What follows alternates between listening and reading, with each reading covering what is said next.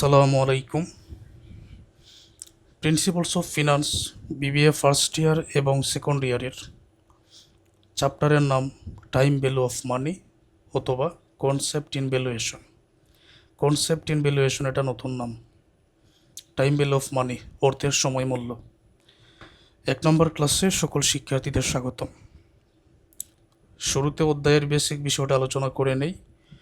Basic বোঝানো হয়ে গেলে এই ক্লাসের মধ্যে কয়েকটা ম্যাথের সমাধান হাতে কলমে লিখে বোঝাবো ইনশাল্লাহ। সূত্র নির্ভর একটা অধ্যায়। এককালীন এবং অ্যানুইটি কিস্তি, এই দুইটা কথা আমি এখানে লিখে রাখছি। এককালীনের ইংরেজি হচ্ছে লামসাম, আর কিস্তি বা বৃত্তি এটার ইংরেজি হচ্ছে অ্যানুইটি। এগুলোর উদাহরণ আগে দিই, তারপরে সূত্রটা পড়ি। ভবিষ্যতে আমি 20,000 টাকা পেতে চাই কোনো একটা ব্যাংক থেকে। 10% অথবা 5% বা যে কোনো পার্সেন্টেজ হতে পারে। 10% ইন্টারেস্টে ভবিষ্যতে 20,000 টাকা পেতে চাই, তাহলে বর্তমানে আমাকে কত টাকা জমা রাখতে হবে, আজকে আমাকে কত টাকা জমা রাখতে হবে, একেবারেই আমি জমা করে দিব ব্যাংকে। তো এটাই হচ্ছে এককালীন। আর অ্যানুইটি বা কিস্তির উদাহরণ হচ্ছে ভবিষ্যতে 20,000 টাকা পেতে চাই 10% ইন্টারেস্টে, প্রতি বছরের শেষে কিংবা শুরুতে কত টাকা করে জমা রাখতে হবে। প্রতি বছরের শেষে কিংবা শুরুতে কত টাকা করে জমা রাখতে হবে, তাহলে এটা প্রতি বছর হয়, প্রতি বছরের সাথে সম্পর্কিত, আর এটা একবারই হয়, একেবারেই টাকাটা জমা করা হয় এককালীনে। আর অ্যানুইটি বা কিস্তি এটা প্রতি বছর টাকা জমা রাখা হয়, তাই তো। আশা করছি এককালীন এবং কিস্তি এটা বুঝতে পারছো। পিবি দ্বারা বোঝায় প্রেজেন্ট ভ্যালু, এফপি দ্বারা ফিউচার ভ্যালু, প্রেজেন্ট ভ্যালু বর্তমান মূল্য, এফপি ফিউচার ভ্যালু ভবিষ্যৎ মূল্য। আই দ্বারা ইন্টারেস্ট, আই দ্বারা ইন্টারেস্ট বোঝায়, আর দ্বারাও রেট অফ ইন্টারেস্ট বোঝায়, দুই নিয়মেই কিন্তু বোঝাবো। এন দ্বারা নাম্বার অফ ইয়ার, বছর সংখ্যা। ওকে, এখন বর্তমান মূল্যের সূত্র হচ্ছে ফিউচার ভ্যালুকে 1 + i পাওয়ার n, এন মানে তো বছর, ভাগ করলে বর্তমান মূল্য পাওয়া যাবে। ভবিষ্যৎ মূল্য সূত্র হচ্ছে বর্তমান মূল্য মানে PB into 1 + i power n, ভবিষ্যৎ মূল্য পাওয়া যাবে। এখন নিচের যে দুইটা সূত্র আমি দিয়েছি, অঙ্কের মধ্যে সুদ গণনা করা হয় 1 বছরে, আবার অঙ্কের মধ্যে 3 মাস পর পর সুদ গণনা করা হতে পারে, 4 মাস পর পর সুদ গণনা করা হতে পারে। অর্থাৎ বছরের ভিতরে যদি একাধিকবার সুদ গণনা করা হয়, সেই ক্ষেত্রে এম একটা একটা চলে আসে। তো তখন এই যে সুদের হার আই যেটা, এটাকে এম দ্বারা ভাগ করতে হয়, আর বছরের যেটা এটাকে এম দ্বারা গুণ করতে হয়। ঠিক একই রকম এই সুদের হার আইকে এম দ্বারা ভাগ করতে হয়, আর এনকে এম দ্বারা গুণ করতে হয়। তো এম এর মান বাইর করার নিয়মটা কি, এটা বুঝিয়ে দিই। এম এর মান নির্ণয় করার নিয়ম হচ্ছে, যদি 3 মাস পর পর সুদ গণনা করা হয়, তখন আমরা জানি 1 বছর সমান 12 মাস। 12কে তুমি 3 দ্বারা ভাগ করো, উত্তরে 4 আসবে, এম এর মান 4। 4 মাস পর পর যদি বলে তুমি 12কে 4 দ্বারা ভাগ করো, উত্তরে 3 আসবে, এম এর মান 3। 6 মাস পর পর যদি বলে তুমি 12কে 6 দ্বারা ভাগ করো, উত্তরে 2 আসবে, এম এর মান 2। এম এর মান এইভাবেই আমাদের বাইর করতে হবে। তাহলে এটা হচ্ছে এককালীনের জন্য। এখন বৃত্তি বা কিস্তি বা অ্যানুইটির জন্য, অ্যানুইটি অঙ্ক চেনার উপায় হচ্ছে প্রতি বছর পার ইয়ার দেওয়া থাকবে। বিগিনিং অফ দ্য ইয়ার বছরের শুরুতে, এন্ড অফ দ্য ইয়ার বছরের শেষে, এরকম দেওয়া থাকবে। তাহলে বর্তমান মূল্য নির্ণয় করার সূত্র হচ্ছে a/i into 1 minus 1/1 + i whole 10। End of the year বছরের শেষে যদি দেওয়া থাকে তখন এই সূত্রটা, বিগিনিং অফ দ্য ইয়ার বছরের শুরুতে যদি দেওয়া থাকে তখন এই সূত্রটা তোমাদের ইউজ করতে হবে। ভবিষ্যৎ মূল্য এই সূত্র প্রয়োগ করার ক্ষেত্রে এন্ড অফ দ্য ইয়ার বছরের শেষে দেওয়া থাকলে এই সূত্র, আর বিগিনিং অফ দ্য ইয়ার বছরের শুরুতে দেওয়া থাকলে এই সূত্র আমাদের ইউজ করতে হবে। সূত্র আমরা আয়ত্ত করে নিব। এখন এখানে যে এ আছে, এ দ্বারা বোঝায় অ্যামাউন্ট অফ ইনস্টলমেন্ট পার ইয়ার, প্রতি বছরে কিস্তির পরিমাণ, এটা কিন্তু এ দ্বারা বোঝায়। আচ্ছা, এই হচ্ছে প্রয়োজনীয় সূত্রাবলী। এর বাহিরে আর কোনো কিছুর প্রয়োজন নাই। এর বাহিরে যা কিছু আলোচনা করার প্রয়োজন আমি ক্লাসের মধ্যেই আলোচনা করব। এখন ম্যাথের সমাধানে যাচ্ছি। আর তোমাদের পেইড ব্যাচে যত ম্যাথ সাবজেক্ট আছে সকল অধ্যায়ের আমার ক্লাস করতে পারবে। আর এই সকল ক্লাস থেকে, এই ক্লাসটা আমার ইউটিউব চ্যানেলে ফ্রি করে দিব, এই সকল ক্লাস দেখে বা অন্যান্য যে ফ্রি ক্লাস আছে এগুলো দেখে তো তোমরা বুঝতে পারো আমার ক্লাস কেমন হতে পারে। যতই দুর্বল শিক্ষার্থী হন না কেন, ইনশাআল্লাহ সম্পূর্ণ প্রস্তুতি হবে। অলরেডি যারা আমার পেইড ব্যাচে আছেন, তোমাদের সহপাঠী বন্ধুদের তাদেরকে জানাও, পরামর্শ দাও, তারাও যেন এই নম্বরে যোগাযোগ করে আমার পেইড ব্যাচে ভর্তি হয়ে যায় নামমাত্র ফিতে। এখন অঙ্কের সমাধান হবে। ইউ ইনভেস্টেড টাকা 12,000 এর 10% interest for 5 years in the A bank. তুমি বিনিয়োগ করেছো 12,000 টাকা 10% ইন্টারেস্টে 5 বছরের জন্য এ ব্যাংকে। আফটার 5 ইয়ার্স, 5 বছর পরে you withdraw the proceed from A bank. তুমি এ ব্যাংক থেকে টাকাটা উত্তোলন করে নিয়ে এসো। 5 বছরের জন্য তুমি বিনিয়োগ করেছো 10% ইন্টারেস্টে, 5 বছর পরে তুমি এটা তুলে নিছো। And further invest in the B bank. তারপর তুমি এটা বি ব্যাংকে বিনিয়োগ করছো 15% ইন্টারেস্টে, 15% এট 15% ইনভেস্ট ফর 12 ইয়ার্স। 12 বছরের জন্য বি ব্যাংকে তুমি বিনিয়োগ করছো। What will be the ultimate value of your initial investment after 17 years. 17 বছর পরে তাহলে তোমার এই বিনিয়োগের মূল্যের পরিমাণ কত হবে, এটা বাংলায় একটু আলোচনা করি। প্রথমে 12,000 টাকা 10% ইন্টারেস্টে 5 বছরের জন্য এই ব্যাংকে বিনিয়োগ করা হয়েছে। 5 বছর পরে টাকাটা তুলে তারপর ওই টাকা বি ব্যাংকে 15% ইন্টারেস্টে 12 বছরের জন্য আবার বিনিয়োগ করা হয়েছে। তাহলে প্রথম হলো 5 বছর, 5 বছরের টাকা তুলে আরও 12 বছরের জন্য বি ব্যাংকে, তাহলে টোটাল হলো 17 বছর। এই জন্য বলা হয়েছে 17 বছর পরে এই টাকার পরিমাণ কত দাঁড়াবে। ওকে, তো সমাধানে যাচ্ছে। এখানে পিবি প্রেজেন্ট ভ্যালু 12,000 টাকা বর্তমানে বিনিয়োগ করেছো, তো পিবি এর মান 12,000। এখানে পিবি বা প্রেজেন্ট ভ্যালু তুমি লিখে দিতে পারো। আচ্ছা, ইন্টারেস্ট আছে প্রথমে 10%।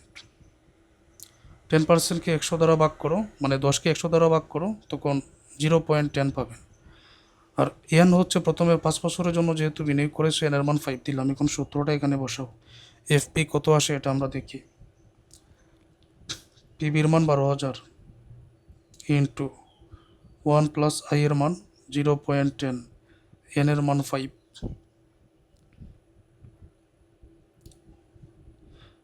12,000 ইন্টু 1.10, এটার উপরে পাওয়ার 5, ক্যালকুলেটরের মান যদি বাইর করো 1.6105, 6105 হবে। তারপর দুইটা গুণ করে দাও, গুণ করে 19,326.12।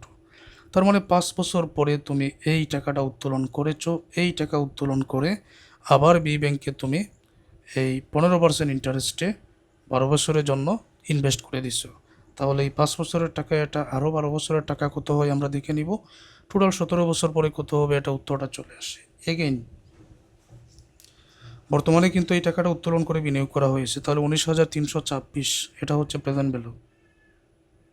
19,326.12। ইন্টারেস্ট হচ্ছে বর্তমানে 15%। এটাকে 100 দ্বারা ভাগ করো, 0.15। বর্তমানে এনের মান 12।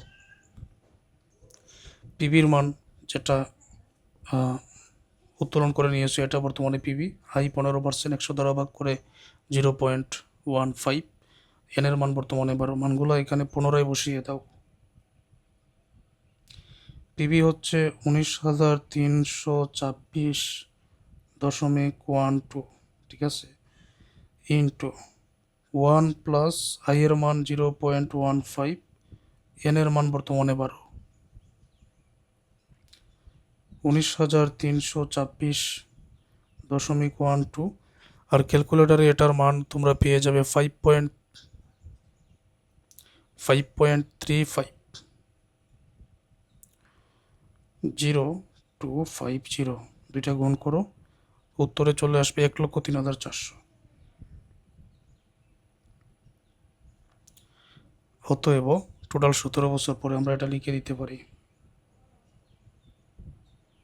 Thus, after 17 years amount of installment will be taka 1,03,400। তাহলে প্রথমে 5 বছর, পরবর্তী 12 বছর, টোটাল 17 বছর পরে টাকার পরিমাণ 1,03,400 টাকা হবে। আশা করছি এতটুকু ক্লিয়ার। আরও একটা ম্যাথ দেখো। মিস্টার রাজু ইনভেস্টেড টাকা 1234 এট 8% ইন্টারেস্ট। জনাব রাজু 1234 টাকা বিনিয়োগ করেছেন 8% ইন্টারেস্টে। If interest is compounded quarterly, যদি সুদের হার কম্পাউন্ডেড কোয়ার্টারলি মানে 3 মাস পর পর, কোয়ার্টারলি মানে 3 মাস পর পর চক্রবৃদ্ধি হয়, it will take how many years to grow the investment to taka 5,678। তাহলে 5,678 টাকা হতে কত দিন সময় লাগবে, হাউ মেনি ইয়ার্স কত বছর সময় লাগবে। আচ্ছা, তো জনাব রাজু 1234 টাকা 8% ইন্টারেস্টে বিনিয়োগ করেছেন, আর এটা সুদ গণনা করা হয় 3 মাস পর পর, তাহলে এম এর মান চলে আসবে। It will take how many years কত বছর সময় লাগবে 5,678 টাকা হতে। তাহলে কত বছর সময় লাগবে 5,678 টাকা হতে, এটা হচ্ছে ভবিষ্যৎ মূল্য। 1234 এটা বর্তমান মূল্য, ইন্টারেস্ট 8%। এখন বছর সংখ্যা এন এর মান এখান থেকে বাইর করতে হবে। প্রশ্ন হচ্ছে এম কেন আসলো, সূত্র কোনটা ইউজ করবো, এটা হচ্ছে আগের প্রশ্ন। এখানে বৃত্তি বা কিস্তি, per year, beginning of the year, end of the year কোনো কিছু উল্লেখ নাই, তাহলে এককালীন যে সূত্র এগুলোই ব্যবহৃত হবে। আর যেহেতু সুদ গণনা করা হয় 3 মাস পর পর, অতএব এখানে এম এর মানটা চলে আসবে। এম এর মান চলে আসা মানে আমরা জানি ফিউচার ভ্যালু সূত্র, মূল সূত্র হচ্ছে এইটা, মূল সূত্র এইটা। যখনই এম এর মান চলে আসবে, আই কে এম দ্বারা ভাগ, এন কে এম দ্বারা গুণ, এইটা হচ্ছে আমাদের কাজ। ফিউচার ভ্যালু 5,678 টাকা হবে, প্রেজেন্ট ভ্যালু 1234, ইন্টারেস্ট আছে 8%, এটাকে 100 দ্বারা ভাগ করো, 0.08। এম এর মান 3 মাস পর পর না, 12 মাসকে 3 দ্বারা ভাগ করলে এম এর মান 4, 12কে কোয়ার্টারলি মানে 3 দ্বারা ভাগ করলে এম এর মান 4, আর এন এর মান আমাকে বাহির করতে হবে। তাহলে জায়গা মতো মানগুলো বসিয়ে দিই, উত্তর চলে আসবে। Future value 5,678, present value 1234 into 1 plus I এর মান এখানে হচ্ছে 0.08, এম এর মান 4, এন এর মান হচ্ছে বাইর করতে হবে এম এর মান 4। ওকে, এন এম বা এম এন যে কোনোটা লিখতে পারো, সমস্যা নেই। 5,678 আর 1234 কিন্তু এটার সাথে গুণ হয়ে আছে। আমরা জানি সমানের এক দিক থেকে আরেক দিকে নিলে প্লাস হলে মাইনাস করে, মাইনাস হলে প্লাস করে, ভাগ হলে গুণ করে, গুণ থাকলে ভাগ করে নিতে হয়। তো এটা গুণ হয়ে আছে, আমরা 5,678 নিচে এটা ভাগ করে নিয়ে আসবো, ভাগ করে নিয়ে আসলাম। তাহলে যা থাকে এখানে তাই লিখো। এখানে কি থাকে, 0.08কে তুমি 4 দ্বারা ভাগ করো, তো এখানে 0.02 হবে, তার সাথে 1 যোগ করে একেবারে লিখে নিচ্ছি 1.02, তার উপরে এন এর 4 গুণ করলে 4n। 5,678কে 1234 দ্বারা ভাগ করলে এখানে হবে 4.60, তারপর 1296 ইকুয়াল টু, এটা কিছু করার নাই, 1.02 পাওয়ার 4n। ওকে, এখন আমরা উভয় পক্ষকে লব দ্বারা গুণ করব। উভয় পক্ষকে তার আগে পক্ষান্তর করে নিই, অংশটা একদিক আরেক দিকে নিয়ে নেই, এক্ষেত্রে চিহ্ন পরিবর্তন হয় না। 1.02 4n 4.601296, মানে এই অংশটা একটা সমান, যেহেতু আরেকটা এই অংশটা এদিকে নিয়ে আসলাম আর এই অংশটা সম্পূর্ণ এদিকে নিয়ে আসলাম, এতে করে চিহ্ন পরিবর্তন হয় না। এন এর মান বাহির করার জন্য এখন আমাদের লগের সাহায্য নিতে হবে। তো উভয় পক্ষকে লগ দ্বারা গুণ করে, লগ এখানে 1.024n লগ 4.601296। লগারিদমের একটা সূত্র আছে যে পাওয়ার যেটা, এটা কিন্তু প্রথমে আনা যায়, এটা লগারিদমের সূত্র আছে। পাওয়ার 4n যেটা, এটা প্রথমে আনা যায়, প্রথমে আমি নিয়ে আসতেছি 4n লগ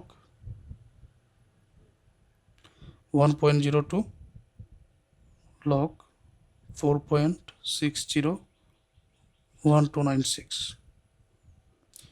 4n জায়গা মতো রেখে এই লগ 4.601296 এইটার নিচে লগ 1.02 এটা ভাগ করে নিয়ে আসা হলো।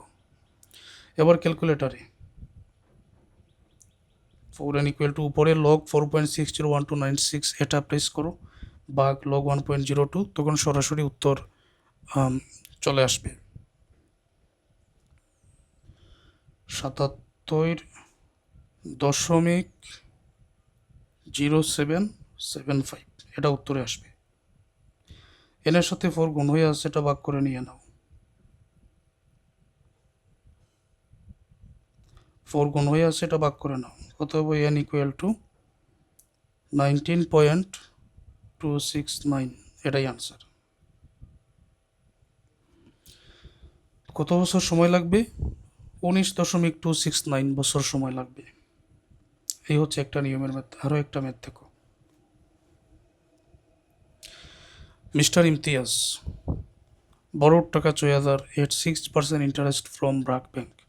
জনাব ইমতিয়াজ ঋণ করেছেন বা ধার করেছেন 6,000 টাকা 6% ইন্টারেস্ট ব্রাক ব্যাংক থেকে। This loan has to be repaid in 20 annual instalment. এই লোনটা পরিশোধ করা হবে 20টি বাৎসরিক কিস্তিতে। তাহলে ইনস্টলমেন্ট মানে কিস্তি কিস্তি চলে আসলো। What will be the amount of each installment? প্রতি কিস্তির পরিমাণ কত? আমি কিছুক্ষণ আগে তোমাদের বলেছিলাম যে এ দ্বারা বোঝানো হয় অ্যামাউন্ট অফ ইনস্টলমেন্ট পার ইয়ার, প্রতি কিস্তির পরিমাণ, এটা এ দ্বারা প্রকাশ করা হয়। ওকে, 6,000 টাকা ঋণ নিয়েছেন 6% ইন্টারেস্টে, 20টা কিস্তিতে পরিশোধ করবেন, তো প্রতি কিস্তির পরিমাণ কত? আচ্ছা, আমরা সূত্র দেখতে পেয়েছি, এখানে আছে and of the year beginning of the year, end of the year beginning of the year, বছরের শেষে বছরের শুরুতে। অঙ্কের মধ্যে কিন্তু বছরের শেষে বছরের শুরুতে কোনো কিছু উল্লেখ নাই। উল্লেখ না থাকলে বছরের শেষেরটাই ধরে নিতে হবে। যদি কোনো কিছু উল্লেখ না থাকে তাহলে বছরের শেষেরটা ধরে নিতে হবে। এখন আমরা দেখি 6,000 টাকা তিনি বর্তমানে ধার করেছেন, 6% ইন্টারেস্ট, 20 কিস্তিতে পরিশোধ করবেন, তাহলে কিস্তির পরিমাণ কত? এখন দেখতে হবে অঙ্কের মধ্যে বর্তমান মূল্যের টাকা দেওয়া নাকি ভবিষ্যৎ মূল্যের টাকা দেওয়া। দেখতে পাচ্ছি বর্তমান মূল্য ধার করেছেন 6,000 বর্তমানে, তাহলে এটা বর্তমান মূল্য। সুতরাং বর্তমান মূল্যের সূত্রই হবে কিন্তু বছরের শেষে না শুরুতে, কোনো কিছু উল্লেখ নাই, তার মানে বছরের শেষে, এন্ড অফ দ্য ইয়ার। এটাই আমরা এখন ইউজ করব। পিবি এ দ্বারা অ্যানুইটি বোঝায়, পিবিএ, এ বাগ I into 1 - 1/1 plus 1 plus I whole 10, এই সূত্রটা ইউজ করবো এখন। টার্গেট হচ্ছে এর মান বাহির করা। তাহলে PBA present value of annuity বর্তমানে আছে 6,000, ইন্টারেস্ট আছে 6%, ওর এটাকে 100 দ্বারা ভাগ করো 0.06, এন 20টা কিস্তিতে এন এর মান 20, এর মান বাহির করতে হবে। ওকে, পিবিএ আছে 6,000, এর মান বাহির করতে হবে। আই এর মান 0.06, 1 - 1/1 প্লাস আই এর মান 0.06, তার উপরে পাওয়ার এন এর মান 20।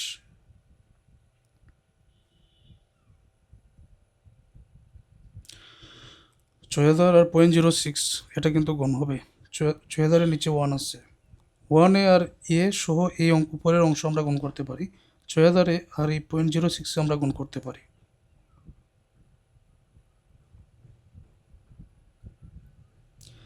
তারপর যা থাকে তা লিখো, এ ইন্টু 1 মাইনাস, এই অংশটার মানটা একেবারে বাইর করে নাও, আমি একেবারে লিখে দিই 1.06 পাওয়ার 20 দিয়ে দেখো কত হয়। ওই মান দিয়ে 1কে একেবারে ভাগ করো, ভাগ করে আমি একেবারে মানটা বসিয়ে দিচ্ছি, তোমরা চাইলে আরও লম্বা করতে পারো। এই মানটা 1 থেকে বিক করলে এটা হবে, 1কে নিচের মান দ্বারা ভাগ করলে এই মানটা হবে। 6,000-এর 0.06 যদি গুণ করো 360 পাবে। এ ইন্টু এটা বিক করো, বিক করলে 0.688 196। ওকে, তারপরে এ ইকুয়াল টু 360-এর নিচে এ যেটা গুণ হয়ে আছে এর সাথে যেটা গুণ হয়ে আছে এটা ভাগ করে নিয়ে নাও 688,196। সুতরাং এ ইকুয়াল টু এখানে হবে 523.107। এটাই উত্তর।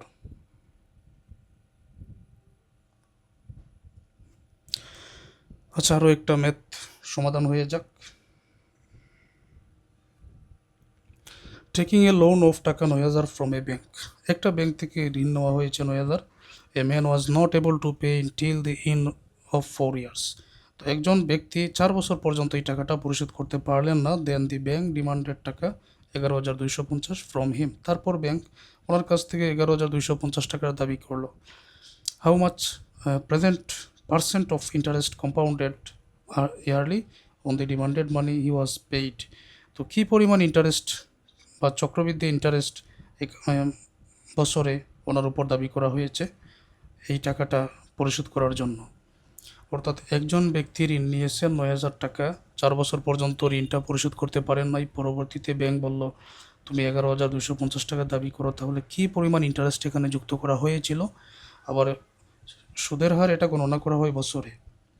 তো কি ডিমান্ডেড মানি হি ওয়াজ পেইড, এই টাকা যেটা দাবি করা হয়েছে 11,250, এই টাকার জন্য কি পরিমাণ ইন্টারেস্ট তাহলে ওনাকে দেওয়া হয়েছিল। এই জন্য ইন্টারেস্টের পরিমাণটা এখানে দেওয়া নাই। তাহলে 9,000 প্রেজেন্ট ভ্যালু আর দাবি করছে 11,250, এটা future value. Simple, future value হচ্ছে 11,250, প্রেজেন্ট ভ্যালু হচ্ছে 9,000। এনের মান 4 বছর, 4 বছর পর্যন্ত টাকাটা পরিশোধ করতে পারে নাই।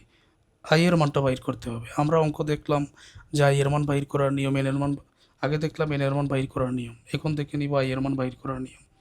বর্তমান অঙ্কের মধ্যে কিস্তি বৃত্তি কোনো কিছু নাই, তাহলে এই যে সূত্রটা ফিউচার ভ্যালু প্রেজেন্ট ভ্যালু যে সূত্রের মধ্যে আছে সেটাই আমরা ইউজ করব।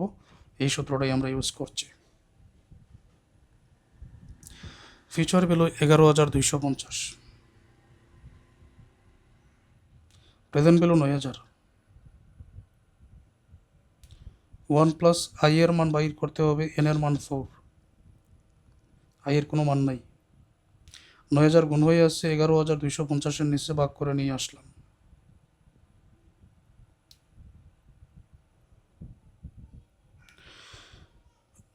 তারপর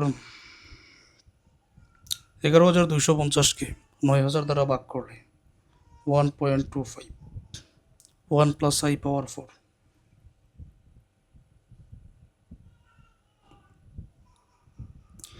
এখন এই অবস্থায় এসে কী করা যায়, কোনো কিছু করার নাই। যখন দেখবেন তখন উভয় পক্ষকে লগ দ্বারা গুণ করতে হবে। তো উভয় পক্ষকে এখানে লগ দ্বারা গুণ করো। তার আগে আরেকটা কাজ করতে পারো, আয়ের যে অংশটা ডান দিকে আছে এটা পক্ষান্তর করে নাও। পাওয়ার 4 1.25। এখন তুমি উভয় পক্ষকে মানে এই অংশটা এদিকে নিয়ে আসলাম আর এই অংশটা এদিকে, উভয় পক্ষকে লগ দ্বারা গুণ করো।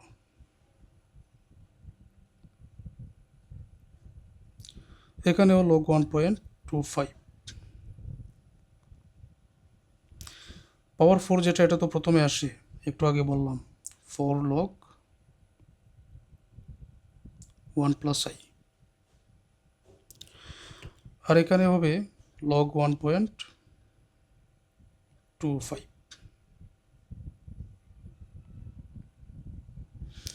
তারপর সরাসরি লগ 1 প্লাস আই যদি আমি এখানে ভাগ করে নেই তাও হবে না, কারণ এর মানটা বাইর করতে হবে। তাহলে সংখ্যাটাই এখন আমাকে নিতে হবে। লগের সাথে যে 4 গুণ হয়ে আছে এটা ভাগ করে নিয়ে আস।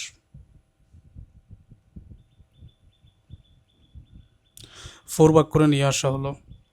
ক্যালকুলেটরের মানটা বাইর করো।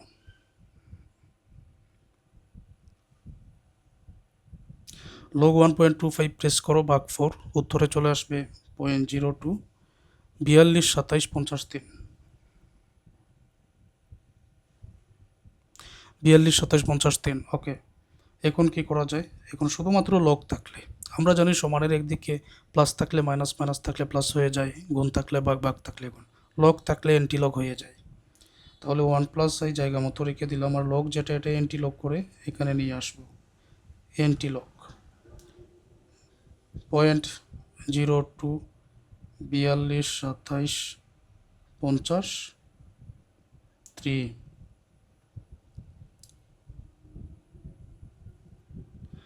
এন্ট্রি লগ বাইর করার নিয়ম কি?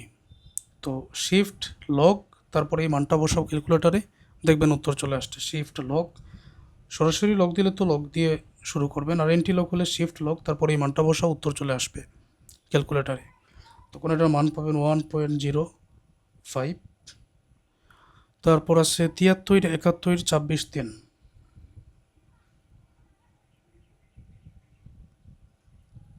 1 এখানে প্লাসের হয়ে আসছে, মাইনাসের করে নিয়ে আসো। 1.05, 73, 71, 26, 3 মাইনাস 1 এখানে নিয়ে আসো। তারপর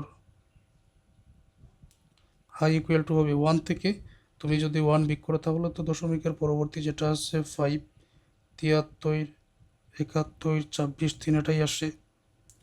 হ্যাঁ, এটাকে 100 দ্বারা গুণ করো, সুতরাং i ইকুয়াল টু এই জায়গায় হবে 5.74%। এটাই আর না, এটা আই হবে। আর দ্বারাও প্রকাশ করা যায়, সমস্যা নাই। আই এর মান, সুদের হার আমরা এখানে পেয়ে গেলাম, এটাই আনসার। আচ্ছা, আজকের ক্লাসে না হয় এতটুকুই থাক, বাকি ম্যাথগুলো পরবর্তী ক্লাসে বোঝাই। গুরুত্বপূর্ণ সকল ম্যাথ এখনও বাকি আছে।